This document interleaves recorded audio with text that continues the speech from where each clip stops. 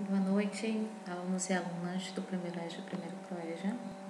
Estamos voltando agora, às nossas aulas não presenciais, mais atividades não presenciais, Agora após o recesso, Foi muito bom, esses 15 dias. E vamos tratar agora de função, tá?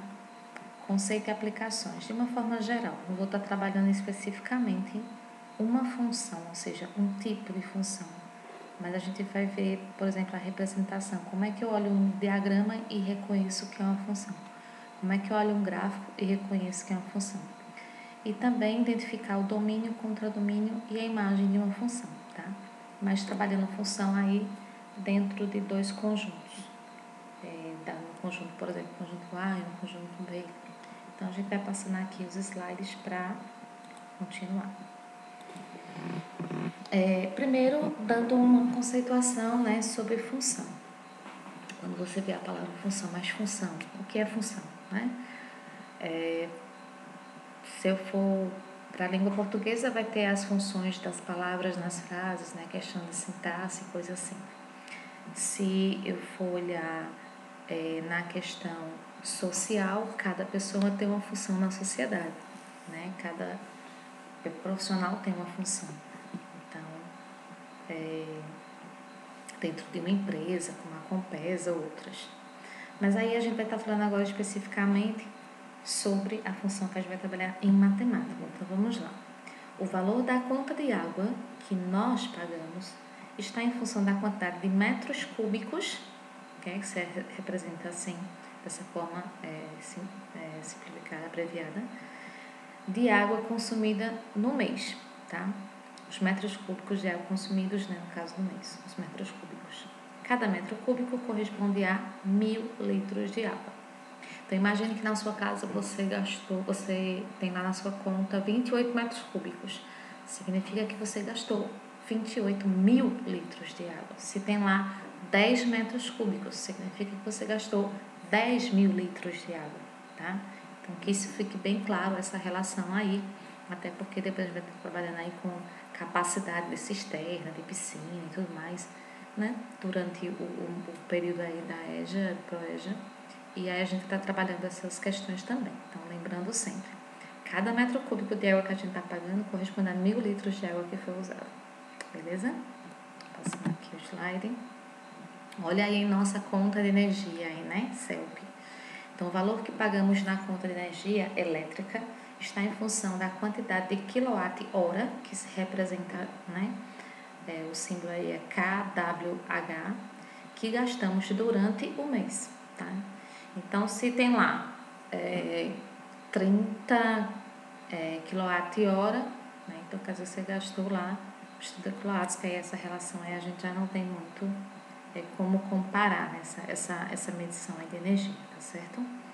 Mas cada quilowatt, aí tem na taxa, tem um limite, se eu não me engano é 30, em água, se eu não me engano o limite é 10 metros cúbicos para pagar a tarifa, em energia são 30 kW. Passando disso aí a contagem do valor a ser pago já é diferente.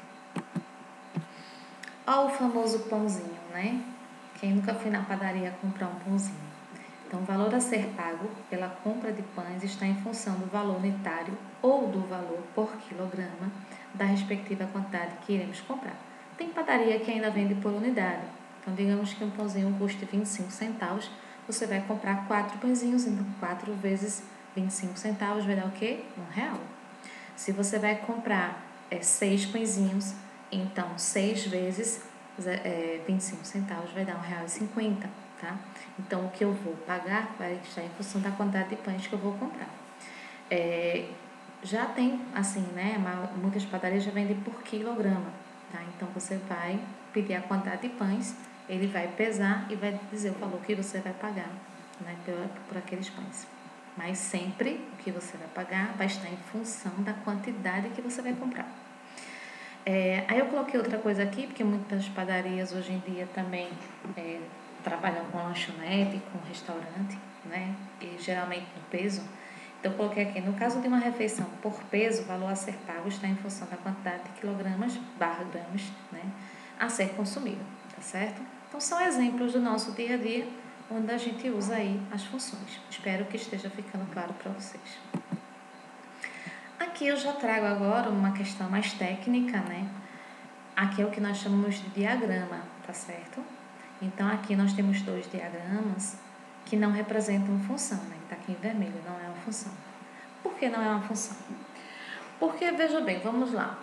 Sempre eu vou ter uma quantidade relacionada a um valor. Se eu compro um pãozinho, 25 centavos. Se eu compro 2, 50. Se eu compro 3, 75 centavos. Se eu compro 4, R$1.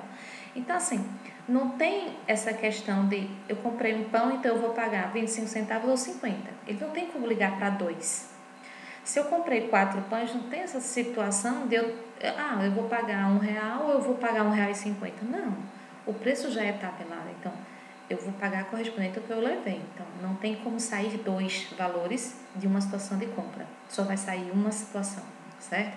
Em todos os outros exemplos que você analisar, quem quiser parar o vídeo, dar uma olhadinha, ou olhar o slide que vai estar lá na sala do Classroom também, vocês vão perceber isso, que na função, o que eu tenho aqui como valor correspondente de domínio, tá? Ele vai sempre estar correspondente a um único valor. Então, quando eu tenho aqui 1, não está correspondendo a ninguém. Imagina, eu levei um pão, não paguei nada. Eu estou só ligando aos pães para ficar mais claro. Então, não é função, tá? Porque para ser função, tudo isso aqui tem que estar ligado. O 1 teria que estar ligado aqui também. Dá até para a gente identificar aqui qual seria a lei de formação aqui, qual a correspondência que está acontecendo de um conjunto para outro. Vemos que no conjunto A temos elementos 1, 2, 3 e 4, e no conjunto B temos elementos 1, 2, 3, 4, 5 e 6, tá? Aí, eu estou vendo que o 2 está ligando com 1, o 3 está ligando com 2, o 4 está ligando com 3. Então, eu estou vendo que aqui está sempre diminuindo uma unidade, tá? Então, essa é a correspondência. Então, o 1 ligaria com 0. Como não tem 0 nesse conjunto, ele ficou sem ligar com ninguém. Então, por isso, não é uma função. Depois vocês podem ler o que está aqui escrito, certo? Embaixo, também um exemplo que não é função. Justamente, o 1 não ligou com ninguém. Vejam aqui, o 4 está com 2 correspondentes. É a situação que eu disse de uma situação de compra ter 2 preços diferenciados, certo? Então, aqui não é função por conta desse motivo que eu tenho um elemento ligando com mais de um correspondente no conjunto B. Então, tem o elemento do conjunto A, que é o 4, que está ligando com -2 e com 2, que são elementos do conjunto B. Certinho? Passando aqui. Aqui, eu já tenho um exemplo de função, tá? Então, ali, vejam que o 1 está ligando com 5, o 2 está ligando com 6, o 3 com 4, o 4 com 8. Então, aqui, deixa eu pegar o apontador para ficar mais claro. Todos os elementos do conjunto A estão tendo correspondente no conjunto B, certo? Cada elemento do conjunto A que tem correspondente no conjunto B tem apenas um correspondente no conjunto B. Vejam que o 1 está ligando apenas com o 5, o 2 está ligando apenas com o 6, o 3 apenas com o 7 e o 4 apenas com o 8. Quando isto acontece, dizemos então que isso é uma função de A em B, porque estamos trabalhando aqui com o conjunto A e com o conjunto B. Certinho? Veja, aqui tem vários diagramas, tá? E eles já estão nomeados. Então, aqui alguns são função, 3, e um apenas não é função. Então, vamos identificar por que eles são função e por que esse não é. Esse caso aqui é função, veja, cada elemento do primeiro conjunto, que não está nomeado, ele está ligando com um único elemento no segundo conjunto, tá? Então, aqui é uma correspondência 1 a 1, é uma função. Aqui, eu tenho elementos do primeiro conjunto ligando com elementos do segundo. Vejam que de cada elemento do primeiro conjunto sai apenas uma flechinha, tá? Então, está saindo uma flechinha, uma flechinha, uma flechinha. Isso é função. Mas esse elemento aqui está recebendo 3 flechas, não tem problema, tá? Eles podem estar relacionados. Por quê? Digamos que na tabela, lá da conta de água, eu disse que a tarifa é até 10 metros cúbicos. Então, quem gastou no mês, digamos que a casa ficou fechada, né, vários dias. Então, quem gastou no mês 5 metros cúbicos, quem gastou 7 metros cúbicos, vai pagar a mesma coisa de quem gastou os 10 metros cúbicos, porque vai estar naquele limite de até 10 metros cúbicos para pagar a taxa. A mesma coisa em relação à energia. Então, esses 3 elementos aqui, eles podem sim estar ligando apenas com um, tá certo? Aqui nós temos esses 3 elementos desse primeiro conjunto ligando com esses elementos do segundo. Mas você vai dizer aqui, não sobrou elemento no segundo conjunto. Mas no segundo conjunto pode sobrar elemento, tá?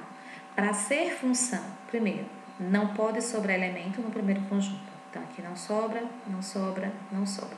Segundo, cada elemento do primeiro conjunto só pode estar ligando com um do segundo, tá? Então, isso está acontecendo nos 3 que estão aqui destacados em vermelho. Já nesse outro, né? Sim, só voltando aqui. Aqui não sobrou nenhum elemento. Aqui tem elemento recebendo mais de uma flechinha. E aqui está sobrando elemento. Mas isso pode acontecer no segundo conjunto, tá? Mas o primeiro, todos têm que mandar flecha, mas apenas uma. O que aconteceu aqui nesse amarelo que diz que não é função? Sobrou um elemento no primeiro conjunto. Então, se sobrou, não é função. Não tem como, né? Eu ficar com um elemento, como eu disse lá atrás, sem pagar nada. Eu vou levar uma calça e não vou pagar nada. Não tem como, certo? Vou passar aqui o slide. Pronto. Aqui outra coisa em relação aos diagramas. No diagrama é muito fácil a gente ver a questão do domínio, contradomínio e o conjunto imagem de uma função. Então, o conjunto dominante, que eu chamo de domínio, é o primeiro conjunto, que é quem está enviando as flechinhas, ou seja, ele é o conjunto que está me dando as coordenadas, certo? No caso, a quantidade de pães, no caso, a quantidade de quilowatt, no caso, a quantidade de metros cúbicos de água. O contradomínio é o segundo conjunto, que tem todos os outros valores que eu posso estar ligando com ele. Dentro desse contradomínio, vai ter os elementos que estão recebendo as flechinhas. Então, eles formam o conjunto imagem, tá certo? Então, eu tenho 2 conjuntos. O primeiro conjunto é domínio, o segundo conjunto é contradomínio. E o que está dentro do contradomínio, que está recebendo as flechinhas, é o conjunto imagem, certo? Aqui eu trouxe alguns exemplos, né, com números para ficar mais simples para vocês entenderem. Primeiro, vamos olhar aqui. Ele já está me dando a solução, certo? Então, eu vou começar por ele. O domínio, veja que são todos os elementos aqui do conjunto A. 1, 2, 3 e 4. Domínio, aqui a letrinha D. E dentro dessas chaves, que eu escrevo os elementos, porque é um conjunto, eu vou colocar 1, 2, 3 e 4 separados por vírgulas, tá certo? Aqui ele está pedindo a imagem. Qual é a imagem? A imagem são os elementos do contradomínio, que é o segundo conjunto, que está recebendo essas flechinhas. E então, no caso, é o 5, o 6, o 7 e o 8 que estão escritos aqui dentro dessas chaves, separados por vírgulas, ok? Vamos olhar aqui os outros exemplos. Eu tenho aqui o conjunto A, com os elementos menos 1, 0, 2, 3, 4, que estão, né, relacionados, respectivamente, aqui, com os elementos menos 1, 1, 5, 7 e 9 do conjunto B. Então, quem é o domínio? O domínio é o conjunto A. Posso até colocar isso. O domínio é A. Então, conjunto A. Lembrando que os conjuntos se representam sempre por letras maiúsculas do nosso alfabeto, certo? Então, aqui, todos esses elementos são o domínio da função. Aqui, sobrou o elemento. Então, esses que estão sobrando não fazem parte do conjunto imagem. Então, o conjunto imagem são esses aqui. Menos 1, 1, 5, 7 e 9. Certinho?